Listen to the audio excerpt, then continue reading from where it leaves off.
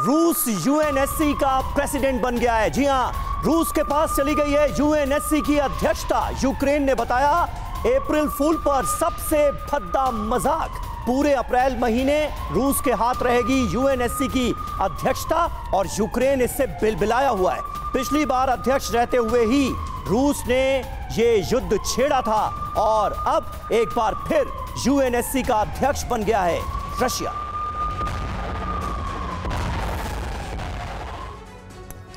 और आपको याद होगा कि अभी हाल ही में ज़ेलेंस्की ने बकायदा यूएनएससी के सामने मांग भी उठाई थी जब रूस की तरफ से फैसला लिया गया कि एटमी वेपन्स की जो तैनाती है उसे बेलारूस में करना है और उसको कैसे एग्जीक्यूट करना है। इस पूरे मामले को यूएनएससी के समक्ष उठाने की बात कही गई थी, लेकिन अब आप देखें क्या हो रहा है। रूस अब उसी यूएनएससी का जो अध्यक्ष है वो बन गया अप्रैल माह के लिए। और आपको याद होगा, जैसे कि अभी आपको बताया समीर ने, कि इससे पहले जब यूएनएससी का अध्यक्ष बना था रूस, तब किस तरह से वॉर वेज की गई। आइए, यूनाइटेड नेशन सिक्योरिटी काउंसिल की रूस को अध्यक्षता मिली है, उस पूरी जानकारी को पूरी डिटेल के साथ आपको समझा देते हैं।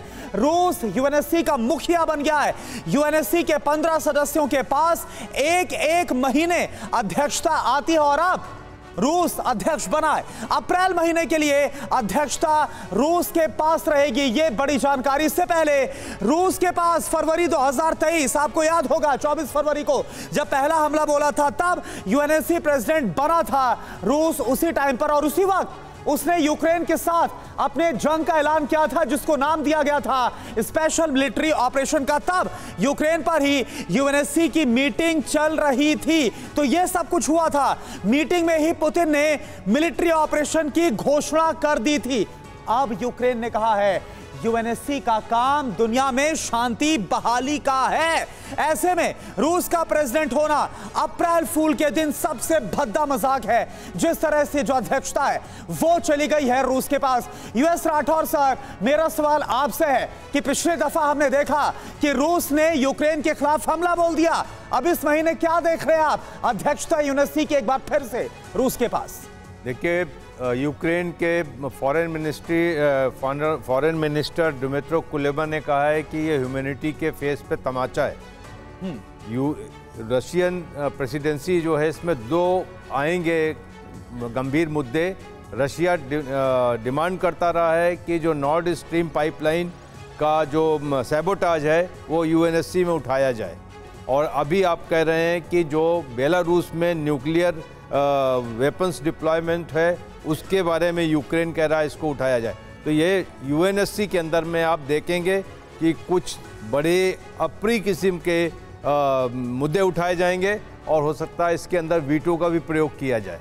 तो ये एक चीज़ सामने आ रही है। लेकिन ये बताइए कि ये तमाम जो बड़ी बड़ी अंतर्राष्ट्रीय संस्थाएं हैं, प्रोफेसर अंशु जोशी, इनके क्या मतलब, क्या मायने रह गए? एक तरफ international criminal court Vladimir Putin को वॉर क्रिमिनल बता रही है, रूस को जंग के लिए, इतने लोगों की हत्या के लिए जिम्मेदार ठहरा रही है। दूसरी तरफ रूस यूएनएससी का अध्यक्ष बन रहा है। बिल्कुल आपने सही बात कही समीर, और इसी तथ्य को मैं भी फिर एक बार सामने रखना चाहती थी कि देखिए कुछ ही दिनों पहले इंटरनेशनल क्रिमिनल कोर्ट ने एक वारंट जारी किया था। और अब हम देख रहे हैं, लेकिन देखिए इंटरनेशनल इंस्टीट्यूशंस के कुछ नियम कानून होते हैं। यूएनएससी को हम देखें तो यूनाइटेड नेशंस के 6 प्रिंसिपल ऑर्गन्स में से एक है, 5 परमानेंट मेंबर्स हैं उसके, जिसमें से एक रशिया है, और रोटेटरी प्रेसिडेंसी इसकी जाती है एक महीने के लिए। तो वो एक नियम है, उस नियम को किसी भी परिस्थिति में बदला नहीं जा सकता, और यही कारण है कि रशिया को हम एक अध्यक्ष के रूप में अभी यूएनएससी के देख रहे हैं। ठीक है, और इसमें अब यूक्रेन को लग रहा है कि ये बड़ा भद्दा मजाक हो गया।